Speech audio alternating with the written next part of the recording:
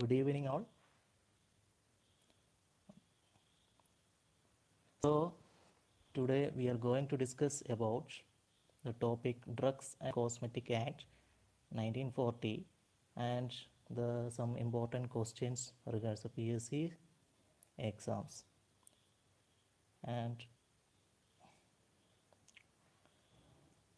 we all know that the Drug and Cosmetic Act passed in the year 1940. It have been divided into 18 parts and generally 2 schedules to the act and 26 schedules to the rules. So here we are discussing important questions regards these 26 schedules to the rule. Okay. First question is, life period of drugs is dealt in which schedule? Life period of drugs is dealt in which schedule? Which one among this is a correct schedule which lists out the life period of drugs? ഏതായിരിക്കും ഡ്രഗ്സിൻ്റെ life period എന്ന് പറയുന്നത് from date of manufacture to the expiry date. അതാണ് life period എന്ന് പറയുന്നത്. ആ life പീരീഡും അതിൻ്റെ storage കണ്ടീഷൻസും ലിസ്റ്റ് ഔട്ട് ചെയ്തിരിക്കുന്ന ഷെഡ്യൂൾ ഡ്രഗ്സ് ആൻഡ് കോസ്മെറ്റിക് ആക്ടിലെ ഷെഡ്യൂൾ ഏതാണെന്നാണ് ക്വസ്റ്റ്യൻ. അപ്പോൾ ലൈഫ് പീരീഡ് എന്ന് പറയുമ്പോൾ തന്നെ പി ആണ് തുടങ്ങുന്നത് അല്ലേ? അപ്പോൾ ഇതിനകത്ത് ഏത് ഷെഡ്യൂളാണ് റൈറ്റ് ആൻസർ?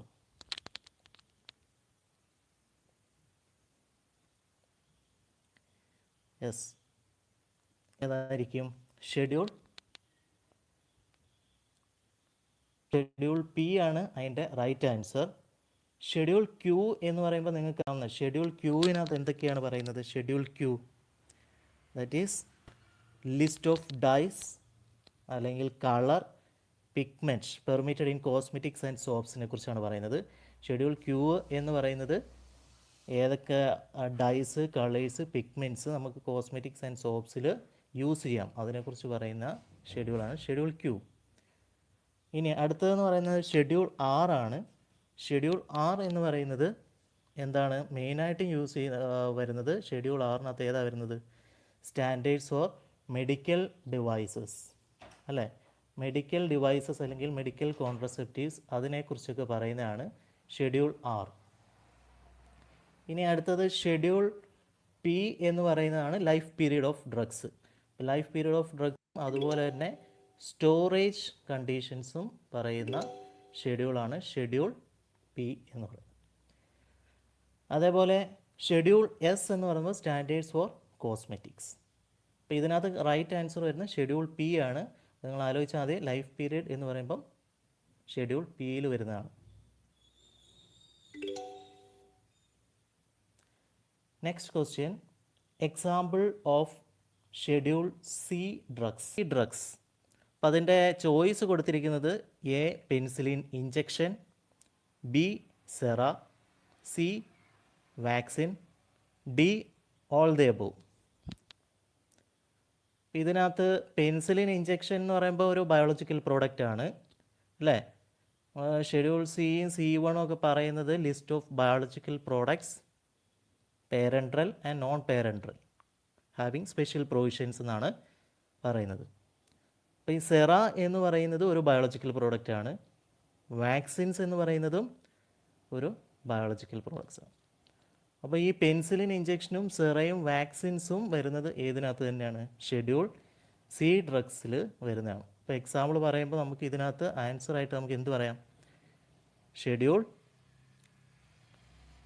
ഷെഡ്യൂൾ സിയിൽ വരുന്നതാണ് പെൻസിലിൻ ഇഞ്ചക്ഷനും സെറ ആൻഡ് വാക്സിൻസ്. അപ്പോൾ answer all the above. Next question, drugs that are required to be used only under the supervision of registered medical practitioner are dealt in schedule. First schedule പറഞ്ഞിരിക്കുന്നത് G ആണ്.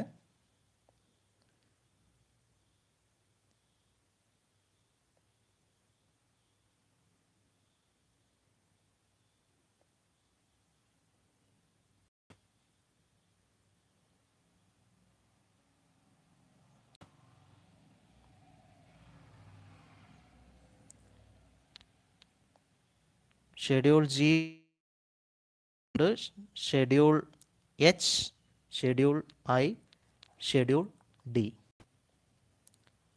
അപ്പം ഇതിനകത്ത് ഏതായിരിക്കും answer വരുന്നത്? Schedule G എന്ന് പറയുമ്പോഴത്തേക്കിന് drugs should be used under the supervision of registered medical practitioner. Registered medical പ്രാക്ടീഷണറിൻ്റെ supervision, പുള്ളിയുടെ സൂപ്പർവിഷൻ വെച്ചിട്ട് മാത്രമേ ഡ്രഗ്സ് ഇതിനകത്ത് ലിസ്റ്റ് ഔട്ട് ചെയ്തിട്ടുള്ള ഡ്രഗ്സ് കൊടുക്കാൻ പാടുള്ളൂ.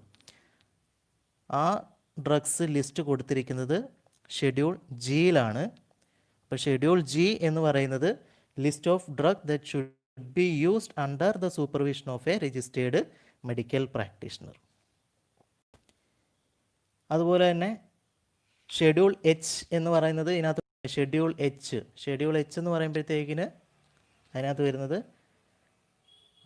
The list of drugs which should be dispensed by retail under the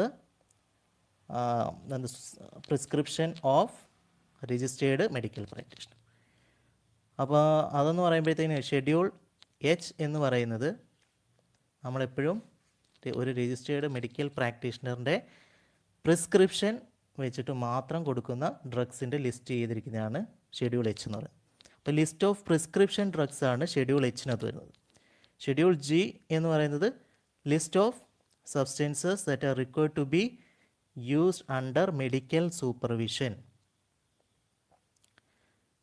next ഇതിനകത്ത് പറയുന്നത് ഐ അല്ല, ഇതിനകത്ത് ജെ ആണ്. ജെ എന്ന് പറയുന്നത് അത് ടൈപ്പ് മിസ്റ്റേക്കാണ്, ഐ അല്ല ജെ ആണ്. ജെ എന്ന് പറയുന്നത് diseases or ailments which a drug may not purport to prevent or cure. അപ്പോൾ ഡ്രഗ് വെച്ചിട്ട് ട്രീറ്റ് ചെയ്യാൻ പറ്റാത്ത ഡിസീസസിനെ ലിസ്റ്റ് ഔട്ട് ചെയ്തിരിക്കുന്ന ഷെഡ്യൂളാണ് ഷെഡ്യൂൾ ജെ എന്ന് പറയുന്നത്. ഇനി അടുത്ത ഡി പറഞ്ഞിരിക്കുന്ന ഓപ്ഷൻ ഡി തന്നെയാണ്, ഷെഡ്യൂൾ ഡി. അതെന്ന് പറയുന്നത് list of drugs exempted from the provisions relating to import of drugs. ചില ഡ്രഗ്സിൻ്റെ ഇമ്പോർട്ടിനെ, ഇറക്കുമതിയിൽ കുറച്ച് നിയമവ്യവസ്ഥകൾ അത് നമ്മൾ ഒഴിവാക്കിയിട്ടുണ്ട്. പല പ്രോഡക്ട്സും ഡ്രഗ്സിൻ്റെ ഇമ്പോർട്ട്, ഇറക്കുമതിയിൽ പല പ്രൊവിഷൻസ് അല്ലെങ്കിൽ സ്പെഷ്യൽ പ്രൊവിഷൻസ് ഒക്കെ കാണും, ചില വ്യവസ്ഥകൾ അല്ലെങ്കിൽ ക്രൈറ്റീരിയ, നിബന്ധനകളൊക്കെ കാണും. അങ്ങനെയുള്ള നിബന്ധനകൾ ഒഴിവാക്കപ്പെട്ടിട്ടുള്ള ഡ്രഗ്സിനെ ലിസ്റ്റ് ഔട്ട് ചെയ്തിരിക്കുന്ന ഷെഡ്യൂളാണ് ഷെഡ്യൂൾ ഡി. അപ്പോൾ ഷെഡ്യൂൾ ഡി എന്ന് പറയുമ്പോൾ list of drugs exempted from the provision relating to import of drugs. അപ്പോൾ ഇതിനകത്ത് റൈറ്റ് ആൻസർ വരുന്ന ഏതാ?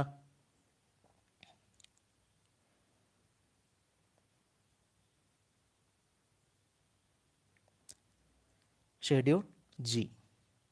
അപ്പോൾ drugs that are required to be used under supervision of registered medical practitioner are dealt in schedule G.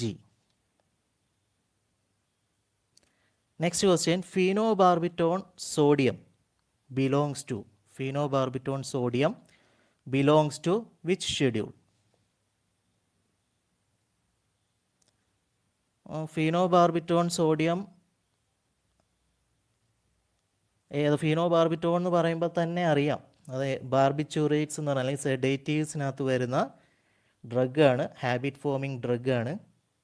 അത് schedule X പറഞ്ഞിട്ടുണ്ട്, schedule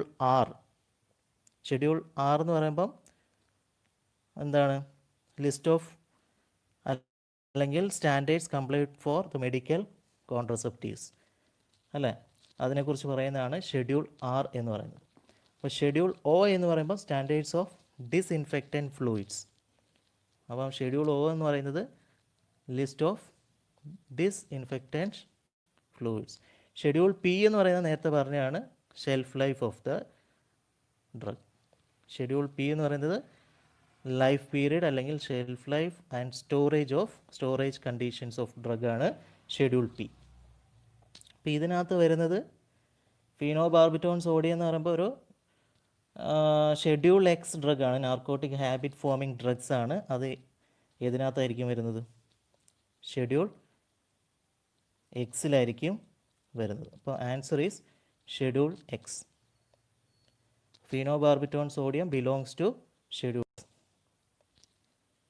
Next question. The conditions with which the premises licensed for the manufacture of drugs should conform are mentioned in. ഇനി licence for manufacture of drugs, അതായത് നമ്മൾ manufacture ചെയ്യുന്ന പ്രിമൈസസിന് licence നമ്മൾ കൊടുക്കണം. അപ്പോൾ ആ ലൈസൻസിന് ചില കണ്ടീഷൻസ് നമ്മൾ ഫോളോ അപ്പ് ചെയ്യണം. അപ്പം അതെന്ന് പറയുമ്പോൾ GMP ആണ് ഉദ്ദേശിക്കുന്നത്, ഗുഡ്സ് മാനുഫാക്ചറിങ് പ്രാക്ടീസ്. അപ്പോൾ ആ പ്രിമൈസസിന് അല്ലെങ്കിൽ ഫേംസിന് ഡ്രഗ്സ് മാനുഫാക്ചർ ചെയ്യണമെന്നുണ്ടെങ്കിൽ കുറേ കണ്ടീഷൻസ് പറയുന്നുണ്ട്. അപ്പോൾ അതിനെക്കുറിച്ച് പറയുന്ന ഷെഡ്യൂൾ ഏതാണെന്നാണ് ചോദിക്കുന്നത്. അപ്പം ചോദിക്കുക premises the conditions for the premises licence for manufacture of drugs എന്ന് പറയുമ്പോൾ GMP ആണ് ഉദ്ദേശിക്കുന്നത്. GMP എന്ന് പറയുന്നത് goods manufacturing practice.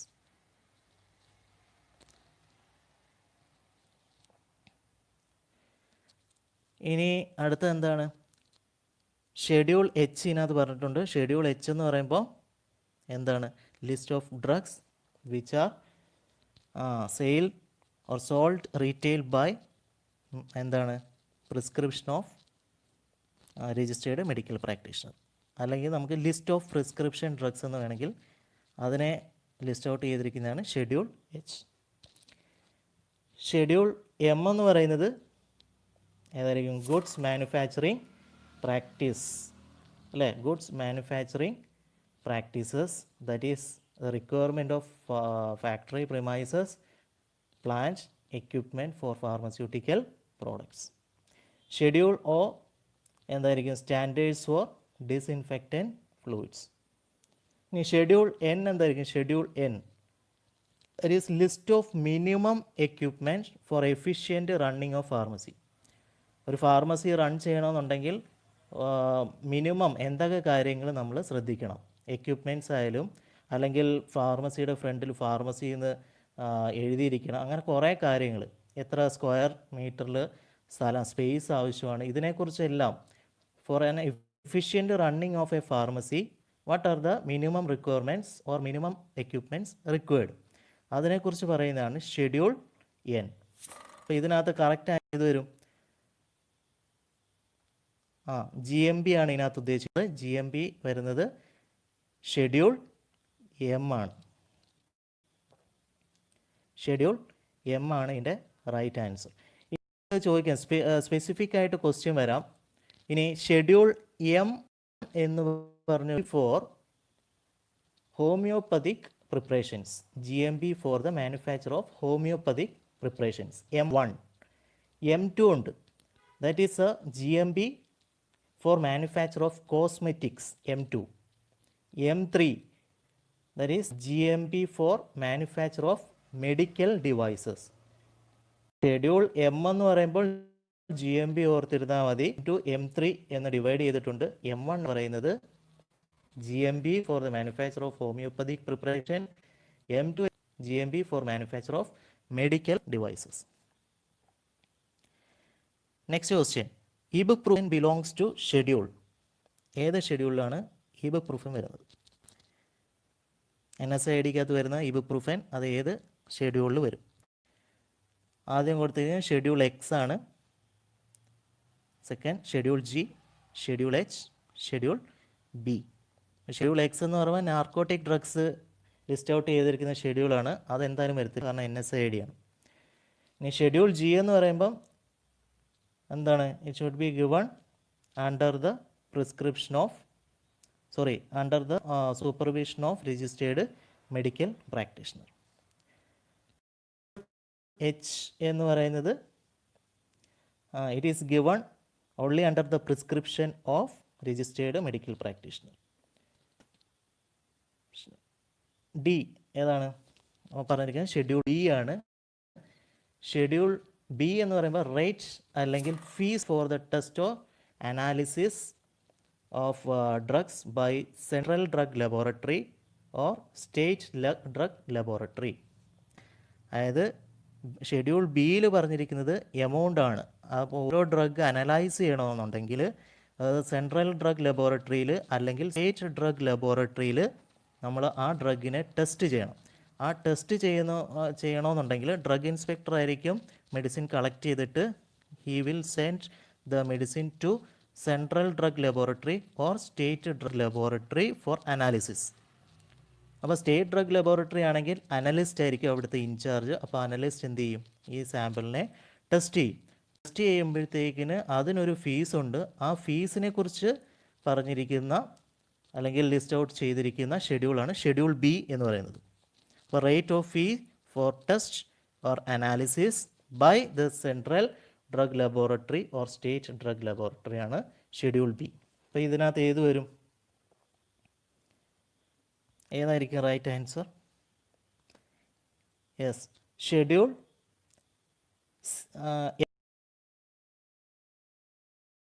Registered medical പ്രാക്ടീഷണറിൻ്റെ പ്രിസ്ക്രിപ്ഷൻ വെച്ചുകൊണ്ട് മാത്രമായിരിക്കും. ഇതിന് സൂപ്പർവിഷനൊന്നും വേണ്ട. Supervision of medical practitioner is not required, but the sale of this drug is possible only by the under the prescription of a registered medical. അടുത്തത് next question, no repacking licence is issued to. അതായത് repacking licence എന്ന് പറയുമ്പോൾ ഇപ്പോൾ നമ്മൾ tablets prepare ചെയ്യാൻ tablets എല്ലാം കൂടെ കണ്ടെയ്നറിനകത്താക്കി manufacturing department ആ കണ്ടെയ്നറിനെ breaking the bulk tablets to small units, അതായത് ബ്ലിസ്റ്റർ പാക്കേജിങ്ങിലോട്ട് നമ്മൾ മാറ്റും. പറഞ്ഞ മനസ്സിലായേ? വലിയൊരു കണ്ടെയ്നറിനകത്തുനിന്ന് വീണ്ടും അതിനെ ചെറിയ ചെറിയ പാക്കറ്റ്സ് അല്ലെങ്കിൽ സ്മോൾ യൂണിറ്റ്സിലേക്ക് പാക്ക് ചെയ്യുന്നു. അതാണ് റീപാക്കിംഗ് എന്ന് ഉദ്ദേശിക്കുന്നത്. ഇപ്പോൾ റീപാക്കിങ് അതായത് ഇപ്പോൾ ഒരു ബോട്ടിലിനകത്ത് ഒരു സബ്സ്റ്റൻസ് കിട്ടുമെങ്കിൽ, അതായത് മെഡിസിൻ ആണെങ്കിൽ അതിനെ പാക്ക് ചെയ്യാൻ അനുവദിക്കത്തില്ല. അതിനൊരു പ്രൊവിഷൻ ഇല്ല. അങ്ങനത്തെ ഡ്രഗ്സ് ഏതാണ്? ഫോർ എക്സാമ്പിൾ വാക്സിൻസ് അല്ലെങ്കിൽ സെറ അല്ലെങ്കിൽ ആൻറ്റിബയോട്ടിക് ഇഞ്ചെക്ഷൻസ് ഒക്കെ ആണെങ്കിൽ നമുക്ക് ഒന്നുകിൽ ബോട്ടിൽസ് അല്ലെങ്കിൽ വയൽസ് അങ്ങനെ തരുന്ന സംഭവങ്ങളൊക്കെ ആണെങ്കിൽ അത് ഒരു കാരണവശാലും ആ ബോട്ടിൽ നിന്ന് വേറൊരു റീപാക്കിങ് നമുക്ക് അങ്ങനെ ഒരു പ്രൊവിഷൻ ഇല്ല. അത് ഏത് തരത്തിലുള്ള ഡ്രഗ്സിനാണ്? ഷെഡ്യൂൾ സി ഡ്രഗ്സ് എന്ന് പറയുമ്പോൾ biologicals for parenteral and non parenterals. Schedule G drugs അതറിയാം, under supervision of medical practitioner. Schedule E drugs, schedule E എന്ന് പറയുന്നത് എന്തായിരിക്കും? List of poisons in allopathic medicines. അപ്പോൾ ഇ എന്ന് പറയുന്നത് എന്തിനെക്കുറിച്ചാണ്? List of poisonous substances under allopathic system of medicine. Allopathic medicine of സിസ്റ്റത്തിൽ എന്താണ് പറഞ്ഞിരിക്കുന്നത്? പോയിസണസ് അലൗഡ് പോയിസണസ് സബ്സ്റ്റൻസിനെ അല്ലെങ്കിൽ ആ പോയിസണസ് സബ്സ്റ്റൻസ് യൂസ് ചെയ്യുമ്പോൾ ചില മാനദണ്ഡങ്ങൾ അല്ലെങ്കിൽ provisions that we must follow. ഏതൊക്കെ പോയിസണസ് സബ്സ്റ്റൻസ് ആണ് യൂസ് ചെയ്യാൻ പറ്റുന്നത് അതിനെക്കുറിച്ച് പറയുന്നതാണ് ഇ എന്ന് പറയുന്നത്.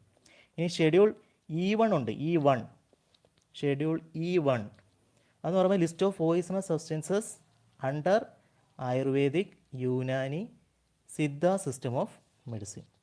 അപ്പോൾ E1 എന്ന് പറയുന്നത് list of poisonous substances in ayurvedic, Unani and Siddha. Schedule E എന്ന് പറയുന്നത് list of poisonous substances under allopathic system of medicine. ഇനി ഷെഡ്യൂൾ എച്ച് എന്ന് പറയുന്നത് പ്രിസ്ക്രിപ്ഷൻ ഡ്രഗ്സിൻ്റെ ലിസ്റ്റാണ് ഷെഡ്യൂൾ എച്ചിനകത്ത് പറഞ്ഞത്. അപ്പം റീപാക്കിംഗ് ലൈസൻസ് കൊടുക്കാത്ത അല്ലെങ്കിൽ ഇഷ്യൂ ചെയ്യാത്ത ഡ്രഗ്സ് ബയോളജിക്കൽ പ്രോഡക്ട്സ് ആയിരിക്കും. For parenteral and non parenteral biological products ആയിരിക്കും. ഒരു കാഴ്ചാലും breaking of drug to small unit is not possible. അങ്ങനെയുള്ള ഡ്രഗ്സ് വരുന്നതാണ് ഷെഡ്യൂൾ സി. അപ്പോൾ right answer biological and other biological products belong to schedule. നിങ്ങൾക്കറിയാവുന്ന ഇപ്പം നേരത്തെ തന്നെയാണ് biological products and other special products അല്ലെങ്കിൽ ഡിജിറ്റാലിസ് അങ്ങനെയൊക്കെ ഉള്ളത് വരുന്നത് ഏതായിരിക്കും? ഷെഡ്യൂൾ സി ആയിരിക്കും. അപ്പോൾ ഷെഡ്യൂൾ ഇ ഇതിനകത്ത് ആദ്യത്തെ ഓപ്ഷനാണ്, അതൊരിക്കലും വരത്തില്ല. അത് poisonous substances list of poisons in allopathic system of medicine ആണ്. ജി എന്ന് പറയുമ്പം medicines under the is given to the patient under the supervision of medical practitioner. Schedule H എന്ന് പറയുമ്പോൾ that is list of prescription drugs. Schedule C അല്ലെങ്കിൽ C1 ആണ് biologicals and other biological products. അതിൻ്റെ production അല്ലെങ്കിൽ എല്ലാത്തിനും ഓരോ എന്താണ് ലൈസൻസും കാര്യങ്ങളൊക്കെ വേണം. അങ്ങനെയൊക്കെയുള്ള എന്താ റെസ്ട്രിക്റ്റഡ് ആയിട്ടുള്ള അല്ലെങ്കിൽ സ്പെഷ്യൽ പ്രൊവിഷൻസ് ഉള്ള പ്രോഡക്ട്സ് എല്ലാം ലിസ്റ്റ് ഔട്ട് ചെയ്തിരിക്കുന്നതാണ് schedule C. Schedule C is the right answer. Next question, insulin under schedule. Insulin injection comes under schedule life period of drugs. Next schedule C എന്തായിരിക്കും? Schedule C biological, list of biological അല്ലേ, biological product for parenteral and non parenteral use and special provisions. C is C schedule G. Schedule G എന്ന് പറയുമ്പോൾ under supervision of medical practitioner. Last option D, അതായത് schedule A. Schedule A എന്ന് പറയുന്നത് എന്താണ്? Schedule A എന്ന് പറയുന്നത് forms and application for getting licence or for issuing licence or for renewal of licence or for sending memoranda under the drugs and cosmetic act. അതായത് നമുക്ക് പല ഡ്രഗ്സിൻ്റെയും manufacturing അല്ലെങ്കിൽ അതിൻ്റെ സ്റ്റോക്ക്, അതിൻ്റെ ഇമ്പോർട്ട്, ഇതിനെല്ലാം നമുക്ക് എന്ത് വേണം? ലൈസൻസ് ആവശ്യമാണ്. അപ്പോൾ ഈ ലൈസൻസ് കിട്ടുന്നതിന് വേണ്ടി കുറേ ഫോംസും ആപ്ലിക്കേഷൻസും ഉണ്ട്. ഇപ്പോൾ ഫാർമസി സ്റ്റാർട്ട് ചെയ്യാൻ വേണ്ടിയിട്ട് അതിന് ലൈസൻസിന്, അല്ലെങ്കിൽ പാർട്ട്ണർഷിപ്പ് ആണെങ്കിൽ we need to send memoranda to the authority. അപ്പം അതിന് വേണ്ടിയിട്ട് നമ്മൾ ഫോംസ് ആപ്ലിക്കേഷൻ, ലൈസൻസ് കിട്ടാൻ വേണ്ടിയും ലൈസൻസ് പുതുക്കുന്നതിന് വേണ്ടിയും, അല്ലെങ്കിൽ അതുപോലെ തന്നെ പങ്കാളിത്ത പത്രിക എന്ന് പറയുന്നത് മെമ്മറാൻഡം ഓഫ് അസോസിയേഷൻ അല്ലെങ്കിൽ മെമ്മറാൻഡം ഓഫ് അണ്ടർസ്റ്റാൻഡിങ്, ധാരണാപത്രം, അതിനൊക്കെ വേണ്ടിയിട്ടുള്ള ഫോംസും ആപ്ലിക്കേഷൻസും ലിസ്റ്റ് ഔട്ട് ചെയ്തിരിക്കുന്നതാണ് ഷെഡ്യൂൾ എ. അപ്പോൾ ഇൻസുലിൻ ഇഞ്ചെക്ഷൻ നിങ്ങൾക്ക് അറിയാവുന്നൊരു കാര്യമാണ്. ഒരു ബയോളജിക്കൽ പ്രോഡക്റ്റ് മാത്രമല്ല, ഇങ്ങനെയുള്ള പ്രോഡക്റ്റ് കൊടുക്കുമ്പോൾ അണ്ടർ ദ സൂപ്പർവിഷൻ ഓഫ് ഏതാണ്? Medical practitioner. അപ്പം ഷെഡ്യൂൾ ജി ആണ് ഇതിൻ്റെ right answer. Under the list of drug അല്ലേ, that is given to patient under the supervision of registered medical practitioner. Next question, list of minimum equipment for efficient running of pharmacy is given in schedule. അപ്പം ആദ്യത്തെ ഓപ്ഷനാണ് schedule M. Schedule M എന്ന് കേൾക്കുമ്പോൾ തന്നെ എന്താണ്? GMP ഓർത്താൽ മതി, good manufacturing practices. അല്ലെങ്കിൽ മാനുഫാക്ചർ ചെയ്യുന്നതിന് വേണ്ടിയിട്ട് എന്തൊക്കെ റിക്വയർമെൻറ്റ്സ്, ഫാക്ടറി പ്രിമൈസസിന് വേണ്ടുന്ന റിക്വയർമെൻറ്റ്സ്, അതിനെക്കുറിച്ച് പറയുന്നതാണ് ഏത്? Schedule M. That is a requirement for the factory premises for the manufacturing of drugs. Schedule എമ്മിനകത്ത് തന്നെ M1, M2, M3 ഉണ്ട്. M1 എന്ന് പറയുമ്പോൾ GMP ഫോർ എന്താണ്? Homoeopathic preparation. M2 എന്ന് പറയുമ്പം GMP ഫോർ കോസ്മെറ്റിക്സ്. M3 എന്ന് പറയുമ്പം GMP ഫോർ മെഡിക്കൽ ഡിവൈസസ്. ഇനി N എന്ന് പറയുന്നത് എന്താണ്? List of minimum equipment for efficient running of pharmacy ആണ്. അപ്പോൾ അതാ റൈറ്റ് ആൻസർ വരുന്നത്. മൂന്നാമത്തെ ഷെഡ്യൂൾ സി ആണ്, നിങ്ങൾക്ക് അറിയാവുന്ന ലിസ്റ്റ് ഓഫ് ബയോളജിക്കൽ പ്രോഡക്ട്സ് ആണ്. നേഷൻ എന്ന് പറയുന്നത് നിങ്ങൾക്ക് അറിയാവുന്ന സ്റ്റാൻഡേർഡ്സ് ഫോർ മെഡിക്കൽ ഡിവൈസസ് അല്ലെങ്കിൽ മെഡിക്കൽ കോൺട്രസെപ്റ്റീവ്സിനെ കുറിച്ച് പറയുന്നതാണ് R എന്ന് പറയുന്നത്. അപ്പോൾ ഇതിൻ്റെ ആൻസർ ഷെഡ്യൂൾ